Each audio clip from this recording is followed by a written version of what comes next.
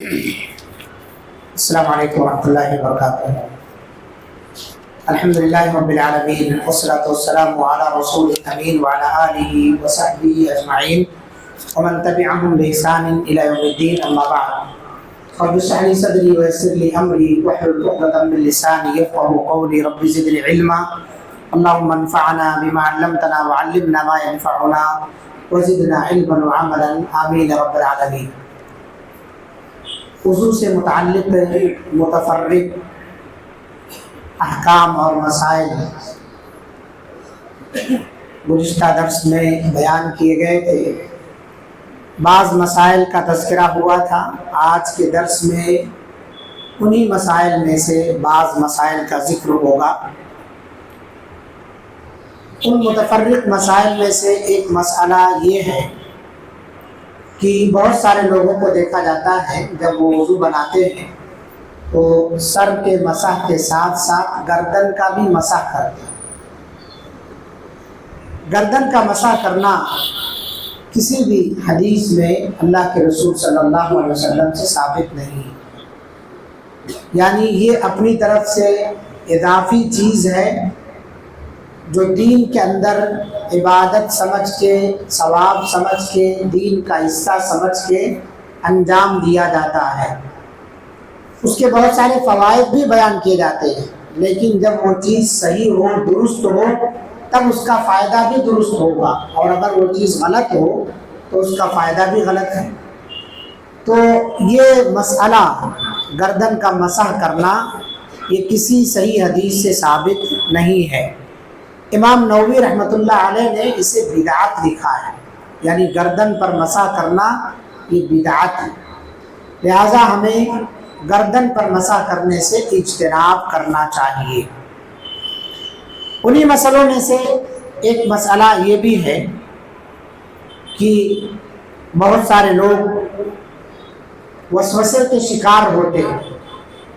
وہ وسوسہ اس چیز کا ہوتا ہے کہ وہ جب نماز میں کھڑے ہوتے تو انہیں لگتا ہے کہ ان کی شرمگاہ سے پیشاب کے کچھ قطرے ٹپک گئے اور انہیں کچھ کچا پن محسوس ہوتا ہے۔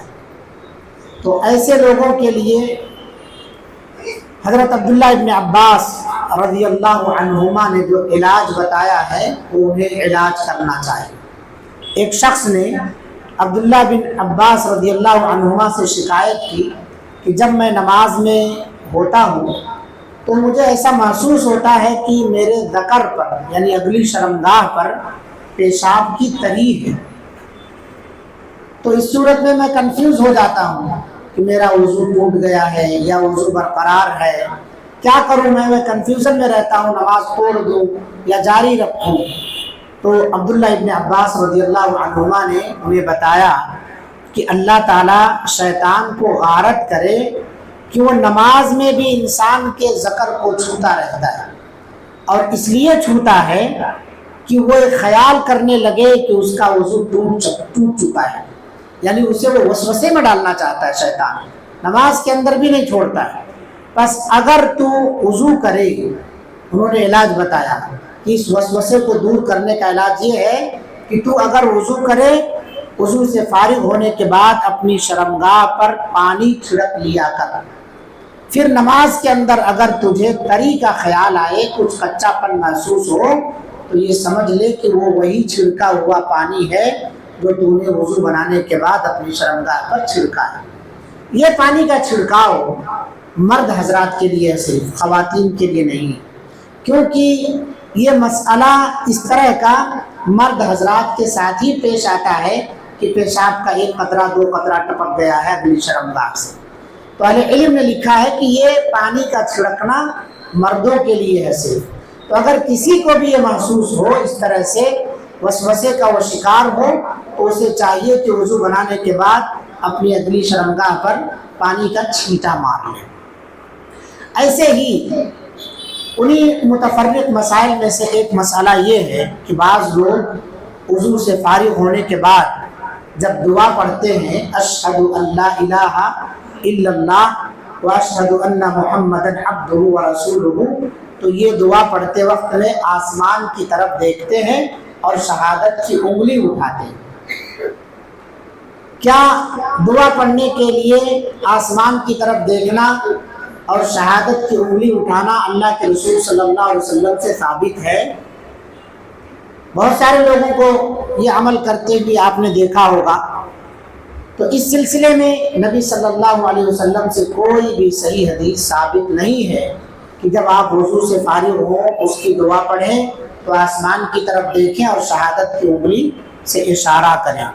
اسی لیے اس عمل کو بھی علماء نے بدعات میں شمار کیا ہے۔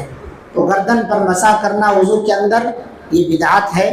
وضو بنانے کے بعد آسمان کی طرف نگاہ اٹھا کر دیکھنا اور انگلی سے اشارہ کرتے ہوئے دعا پڑھنا یہ بدعت ہے۔ صرف دعا پڑھنا ثابت ہے، انگلی سے نہ تو آپ کو آسمان کی طرف اشارہ کرنا ہے اور نہ ہی آپ کو اپنی نگاہ آسمان کی طرف وضو بنانے کے بعد بلند کرنا ہے۔ ایسے ہی بہت سارے لوگ جب وضو بناتے ہیں تو وضو بناتے وقت میں جتنے بھی وضو کے پارٹس ہیں، اعضاء ہیں، جب دھلتے ہیں تو ہر ایک عضو کے لیے دعا پڑھتے ہیں۔ ہاتھ دھلا تو اس کے لیے الگ ذکر ہے، یا اسی طرح سے کلی کیا تو اس کے لیے الگ ذکر پڑھتے ہیں، اور دوسرے اعضاء کے لیے الگ الگ اذکار پڑھتے ہیں۔ یعنی ہر عضو کے دھونے کی بعض کتابیں بھی ملتی ہیں، اس کے اندر الگ الگ دعائیں مذکور ہیں، لیکن یہ کوئی بھی دعا کسی بھی حصے کو دھلنے کے لیے اللہ کے رسول صلی اللہ علیہ وسلم سے ثابت نہیں ہے۔ امام نووی رحمہ اللہ اور امام ابن قیم رحمہ اللہ کی صراحت کے مطابق اس سلسلے میں رسول اللہ صلی اللہ علیہ وسلم سے کچھ بھی ثابت نہیں ہے۔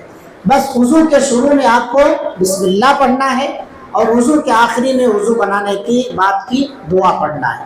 درمیان میں اللہ کے رسول صلی اللہ علیہ وسلم سے کوئی بھی ذکر ثابت نہیں ہے۔ لہٰذا جو لوگ اس طرح کے اذکار پڑھتے ہیں، اور یہی معاملہ غسل کرنے میں بھی ہے، ایک لوٹا ڈالے تو لا الہ الا اللہ لا الہ الا اللہ پڑھتے رہتے ہیں، نہاتے وقت میں بھی ذکر کرتے رہتے ہیں، کوئی بھی ذکر ثابت نہیں، صرف بسم اللہ شروع میں اور آخری میں وضو بنانے کے بعد کی دعا۔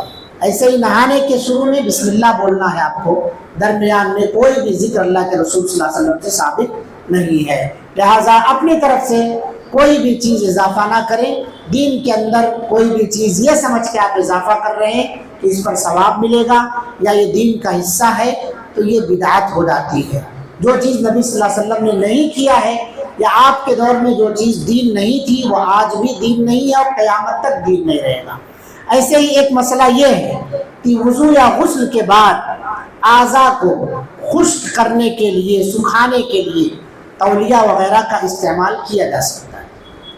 اللہ کے رسول صلی اللہ علیہ وسلم سے اس سلسلے میں کوئی ممانعت نہیں ہے، بلکہ ام المومنین سیدہ میمونہ رضی اللہ عنہا سے روایت ہے کہ اللہ کے رسول صلی اللہ علیہ وسلم جب غسل سے فارغ ہوئے تو ان کے غسل سے فارغ ہونے کے بعد یہ کہتی ہے کہ میں نے آپ کو ایک تولیہ دیا، کپڑا دیا، لیکن آپ صلی اللہ علیہ وسلم نے اسے لیا نہیں اور اپنے ہاتھوں کو جھاڑتے ہوئے چل پڑے۔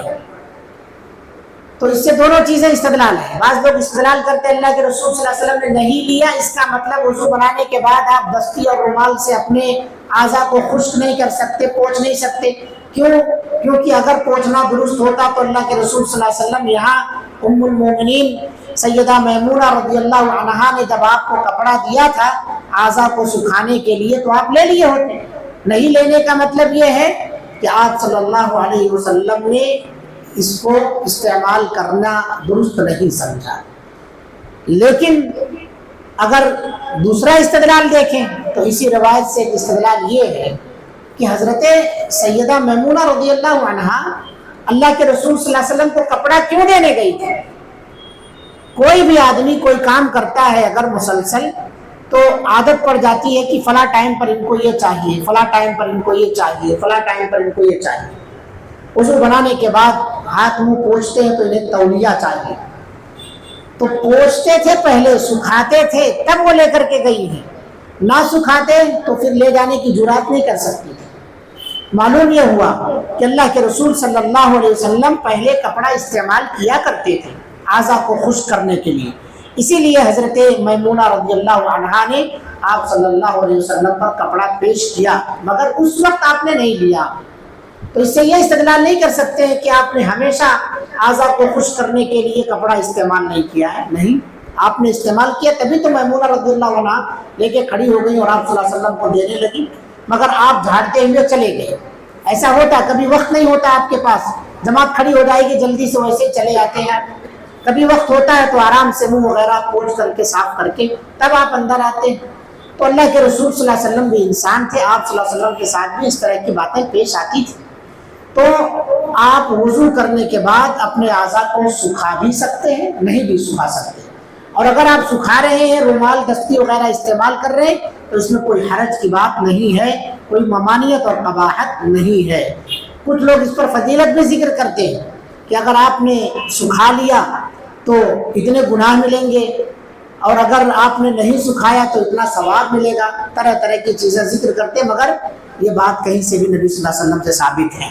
تو یہ آج کے درس میں جو چیزیں ذکر کی گئی متفرق مسائل میں سے، ان میں سے پہلا مسئلہ یہ کہ گردن کا مسح کرنا اللہ کے رسول صلی اللہ علیہ وسلم سے ثابت نہیں ہے. یہ کیا ہے؟ یہ بدعت ہے.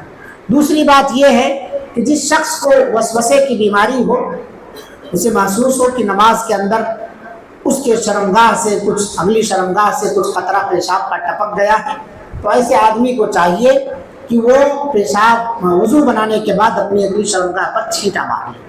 دوسری چیز یہ بتائی گئی ہے کہ وضو بنانے کے بعد آسمان کی طرف نگاہ کر کے دعا پڑھنا اور انگلی سے اشارہ کر کے دعا پڑھنا، یہ بھی اللہ کے رسول صلی اللہ علیہ وسلم سے ثابت نہیں ہے.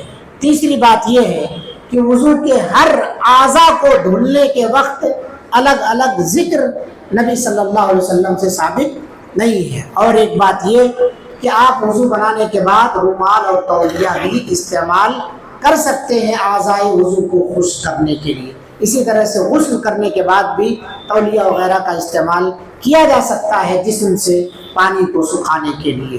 اللہ رب العالمین سے دعا ہے اللہ تعالی ہمیں اپنے وضو کو نبی صلی اللہ علیہ وسلم کے بتائے ہوئے طریقے کے مطابق بنانے اور انجام دینے کی توفیق عطا فرما. بدعات و خرافات سے اللہ تعالیٰ محفوظ فرما.